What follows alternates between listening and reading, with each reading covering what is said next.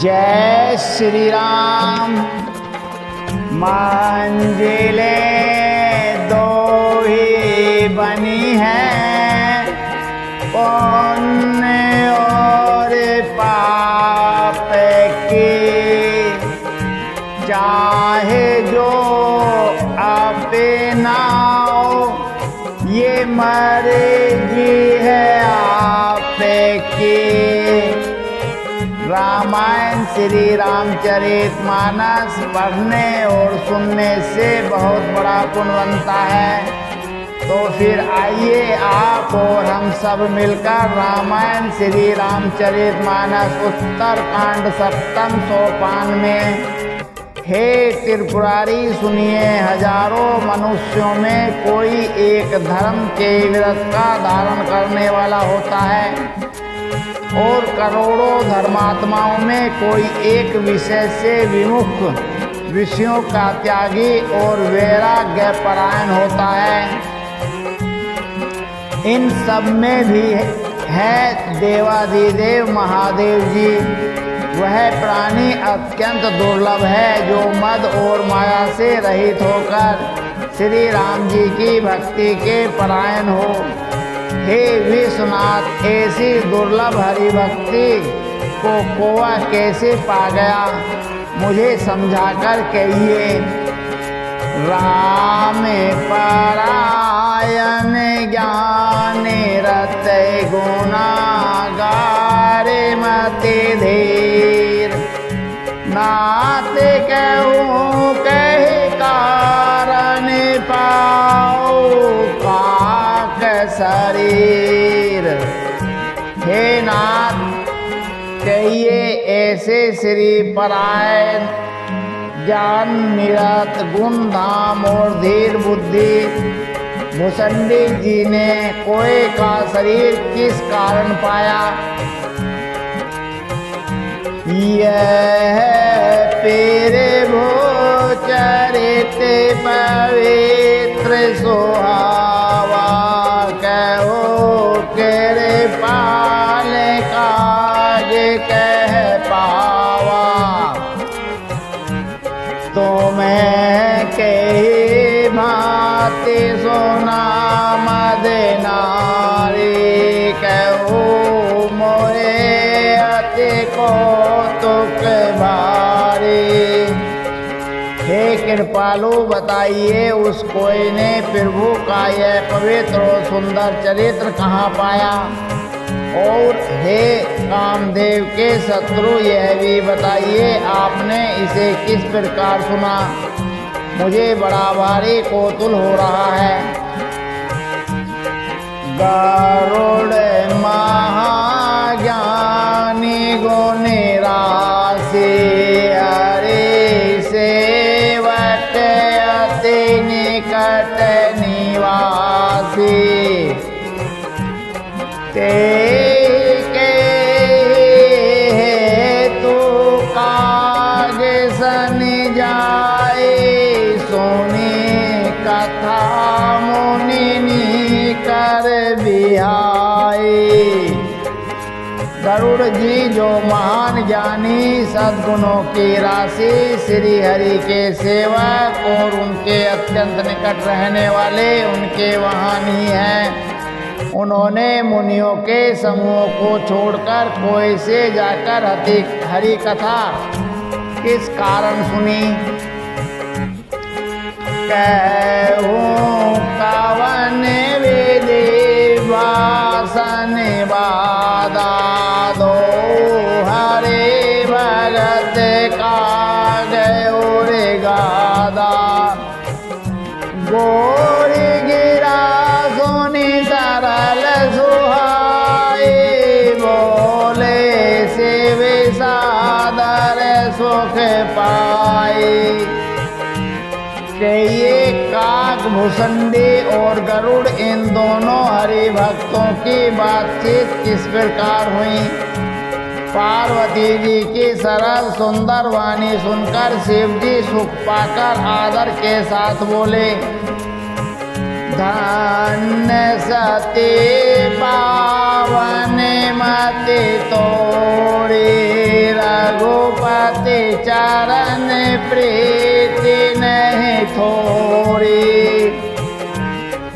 सुने हो परम पुनीत इतिहासा जो सुनी सकल लोक भ्रमिनासा। हे सती तुम धन्य हो, तुम्हारी बुद्धि अत्यंत चरित्र है, पवित्र है। श्री रघुनाथ जी के चरणों में तुम्हारा कम प्रेम नहीं है, अत्यधिक प्रेम है। अब वह परम पवित्र इतिहास सुनो, जिसे सुनने से सारे लोगों के भ्रम का नाश हो जाता है। उपजय राम चरण विश्वासा भवन दे तारे नर बिनाए तेरे आशा। तथा श्री राम जी के चरणों में विश्वास उत्पन्न होता है और मनुष्य बिना ही परिश्रम संसार रूपी समुद्र से तर जाता है। ऐसे हो प्रसन्न विहंग पति कीन काज सन जाए सो सम सादर कहो सुने उमा मन लाए। पक्षीराज गरुड़ जी ने भी जाकर काकभूषणी जी से प्राह ऐसे ही प्रश्न किए थे। हे उमा, मैं सब आदर सहित कहूँगा, तुम मन लगाकर सुनो। मैं जिमी कथा सुनी भव मोचनी सो तेरे संग सुनो सुमुखी सुलोचनी। तेरे तमे दक्ष गिरे तव अवतारा सते नाम तब तुम्हारा। मैंने जिस प्रकार वह भव जन्म मृत्यु से छुड़ाने वाली कथा सुनी, हे सुमुखी, हे सुलोचनी, वह प्रसंग सुनो। पहले तुम्हारा अवतार दक्ष के घर हुआ था तथा तुम्हारा नाम सती था। दक्ष यज्ञ तवे भापे माना तुम्हें अति क्रोध तजे तब प्राणा। मामे अनुचर कीन मख बंगा जाने वो तुम्हें सो सकल तेरे संगा। दक्ष के यज्ञ में तुम्हारा अपमान हुआ, तब तुमने अत्यंत क्रोध करके प्राण त्याग दिए थे और फिर मेरे सेवकों के यज्ञ विध्वंस कर दिया था। वह सारा प्रसंग तुम जानती ही हो। तब अति सोच बहु मन मोरे दुखी भव वियोग प्रिय तोरे। सुंदर बन गिर धरित तड़ागा कौतुक देखत विरत विरागा। तब मेरे मन में बड़ा सोच हुआ और हे प्रिय, मैं तुम्हारे वियोग से दुखी हो गया। मैं विरक्त भाव से सुंदर वन, पर्वत, नदी और तालाबों का कौतुक दृश्य देखता फिरता था। गिरी सुमेरे उत्तर देश दूरी नील शैल एक सुंदर भोरे। सो कनक में से कर सुहाए चारे चारो मोरे मन भाए। सुमेरु पर्वत के उत्तर दिशाओं में और भी दूर एक बहुत ही सुंदर नील पर्वत है। उसके सुंदर स्वर्णमय शिखर हैं। उनमें से 4 सुंदर शिखर मेरे मन को बहुत ही अच्छे लगे। 3 पर एक बेटा पैविशाला बटटे पर पाकरी रसाला सेलो परे पर sir Soundar Soha money so पानी देखी मन मोहा। उन शिखरों में एक एक पर बरगद पीपल पाकर और आम का एक एक विशाल वृक्ष है। पर्वत के ऊपर एक सुंदर तालाब शोभित है जिसकी मनियों की सीढ़ियां देखकर मन मोहित हो जाता है। शीतल अमल मधुर जल जल जवे बोले बहुरंग पूजत कल रवे हंस गन गोंजत मंजुल बिरंग। उसका जल शीतल निर्मल और मीठा है। उसमें रंग बिरंगे बहुत से कमल खिले हुए हैं। हंसगण मधुर स्वर से बोल रहे हैं और भौरे सुंदर गुंजार कर रहे हैं।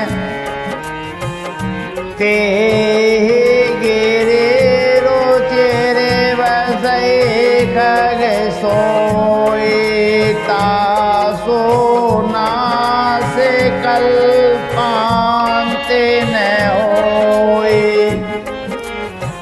माया कृत गुण दोष अनेका मोह मनोज आदि अविवेका। उस सुंदर पर्वत पर वही पक्षी काग भुसंडी बसता है। उसका नाश कल्प के अंत में भी नहीं होता। माया रचित अनेकों गुण दोष मोह काम आदि अविवेक रहे व्यापे समस्त जगे माये। ते गिरे निकट कबो नहीं जाए। तै बसे हरे भजे सो सुनो उमा सहित अनुरागा। जो सारे जगत में छा रहे हैं उस पर्वत के पास भी कभी नहीं भटकते। वहाँ बसकर जिस प्रकार वह काग हरि को भजता है, हे उमा उसे प्रेम सहित सुनो। पीपर तारो तार ध्यान सोधार जापे जग पाकर तर कर आब छा कर मानस पूजा तजे हरे भजनों का जो नहीं दूजा। वह पीपल के वृक्ष के नीचे ध्यान करता है, पाकर के नीचे जप यज्ञ करता है, आम की छाया में मानसिक पूजा करता है। श्री हरि के भजन को छोड़कर उसे दूसरा कोई काम नहीं है। बारे तारे कह हरे कथा पेरे संगा आवे सोने आने कवे अंगा। रामचरित विचित्र वेद नाना प्रेम सहित कर सादर गाना। बरगद के नीचे वह श्री हरि की कथाओं के प्रसंग करता है। वहाँ अनेकों पक्षी आते हैं और कथा सुनाते हैं। वह विचित्र रामचरित को अनेकों प्रकार से प्रेम सहित आदर पूर्वक गान करता है। सोने सकल मति विमल मराला बस निरंतर तेज ताला। जब मैं जाए सो कौतुक देखा उरे उपजा आनंद विशेषा। जब निर्मल बुद्धि वाले हंस जो सदा उस तालाब पर बसते हैं उसे सुनते हैं। जब मैंने वहां जाकर वह कौतुक दृश्य देखा तब मेरे हृदय में विशेष आनंद उत्पन्न हुआ। तब कछु काल माराल तनुधारी तैकीन निवास।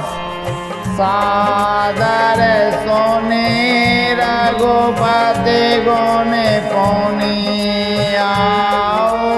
कैलाश। तब मैंने हंस का शरीर धारण कर कुछ समय वहां निवास किया और श्री रघुनाथ जी के गुणों को आदर सहित सुनकर फिर कैलाश को लौट आया। गिरि जय गिरि जा सो सब इतिहास में जय समय गऊ खग पासा। अब सो कथा सोनो जय तो गऊ काग पहे खग कुल के तो। हे गिरिजे मैंने वह सब इतिहास कहा कि जिस समय मैं को काकभूषणी के पास गया था।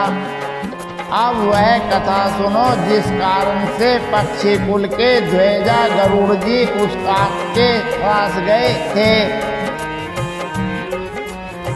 जब रघुनाथ कीन हिरन कीड़ा समुझत चरित होते मोहे ब्रीड़ा। इंद्र जीत करे आप बंधायो तवे नारद मुनि गरुड़ बढ़ायो। जब श्री रघुनाथ जी ने ऐसी रणलीला की जिस लीला का स्मरण करने से मुझे लज्जा होती है। मेघनाथ के हाथों अपने को बंधा लिया तथा नारद मुनि ने गरुड़ को भेजा। बंधन काट गयो रे गादा पे जाए हृदय पेरे चंड विषादा।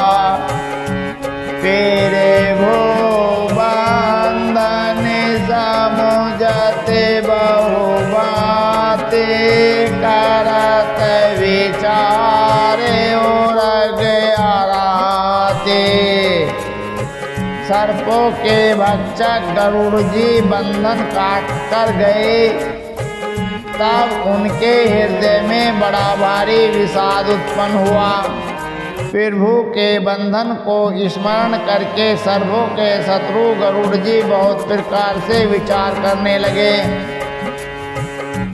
व्यापक ब्रह्म विराज बगीसा माया मोह पार परमीसा सो अवतार सुने हो जग माहे देखो सो पेरे भाव का जो नाहे जो व्यापक विकार सहित वाणी के पति और माया मोह से परे ब्रह्म परमेश्वर है। मैंने सुना था कि जगत में उन्हीं का अवतार है, पर मैंने उस अवतार का प्रभाव कुछ भी नहीं देखा। भव बंधन ते छोटे नर जपि जाकर नाम खर्व निशाचर बांध हो नाग पास सोई राम। जिनका नाम जपकर मनुष्य संसार के बंधन से छूट जाते हैं, उन्हीं राम को एक तुच्छ राक्षस ने राख फांस में बांध दिया। नाना भांति मन समुझावा फिर कटने ज्ञान हृदय विरम छावा। खेद खिने मन तार के बड़ाई भेउ मोह वश तो मेरे ही नाई। गरुड़ जी ने अनेकों प्रकार से अपने मन को समझाया, पर उन्हें ज्ञान नहीं हुआ।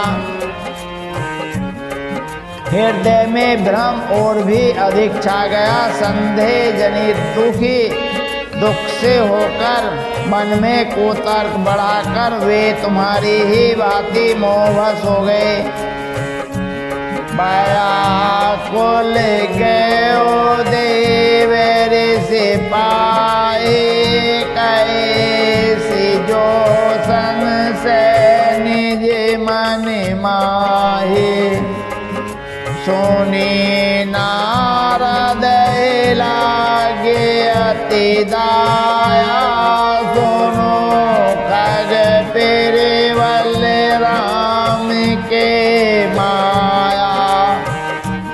व्याकुल होकर वे देव ऋषि नारद जी के पास गए और मन में जो संदेह था वह उनसे कहा। उसे सुनकर नारद को अत्यंत दया आई। उन्होंने कहा, हे गरुड़ सुनिए, श्री राम जी की माया बड़ी ही बलवती है। जो ज्ञानी है कर चित आप रहे बरए विमोह मन करे। जे बहु चावा मोहे सोए व्यापी व्यंग पति तोहे। जो ज्ञानियों के चित्त को भी भली भांति हर लेती है और उसके मन में जबरदस्ती बड़ा भारी मोह उत्पन्न कर देती है, तथा जिसने मुझको भी बहुत बार नचाया है। हे पक्षीराज, वही माया आपको भी व्याप रही गई है। महामोह पे जाओ रे तोरे मिटे न बेगी कहे खगे मोरे। चतुरानन पै जाओ खगे सोई कर हो जही होई निदेशा। हे गरुड़, आपके हृदय में बड़ा भारी मोह उत्पन्न हो गया है। वह मेरे समझाने से तुरंत नहीं मिटेगा। अतः हे पक्षीराज, आप ब्रह्मा जी के पास जाइए और वहाँ जिस काम के लिए आदेश मिले वह कीजिए। आस कहे चले देव ऋषि, करते राम गुणगान। हरि माया बल वर्णत पुनि पुनि परम सुजान। ऐसा कहकर परम सुजान देव ऋषि नारद जी श्री राम जी का गुणगान करते हुए और बारंबार श्री हरि की माया का बल वर्णन करते हुए चले। तबे खगपति विरंच पहि गौ, निज संदेह सुनावत भयउ।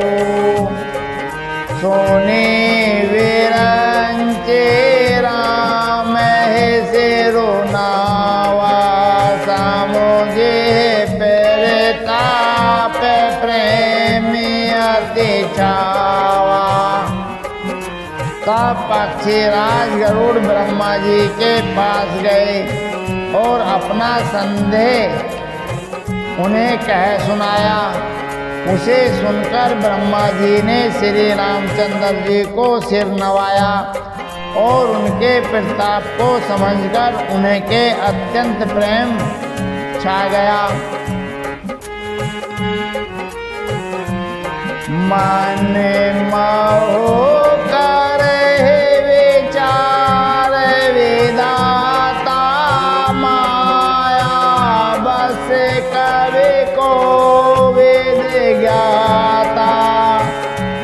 हरि माया करे अमित फिर भावा, विपुल बार जे मोह न चावा। ब्रह्मा जी मन में विचार करने लगे कि कवि गोविंद और ज्ञानी सभी माया के वश हैं। भगवान की माया का प्रभाव असीम है, जिसने मुझ तक को अनेकों बार नचाया है।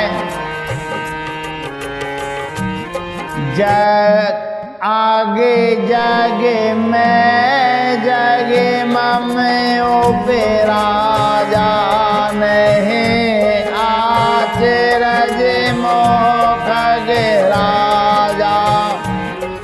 तबे बोले गिरा सुहाए, जाने मैं से राम पेरे भोताए। यह सारा चराचर जगत तो मेरा रचा हुआ है। जब मैं ही मायावश नाचने लगता हूँ, तब पक्षीराज गरुड़ को मोह होना कोई आश्चर्य की बात नहीं है। तदंतर ब्रह्मा जी सुंदर वाणी बोले। श्री राम जी की महिमा को महादेव जी जानते हैं।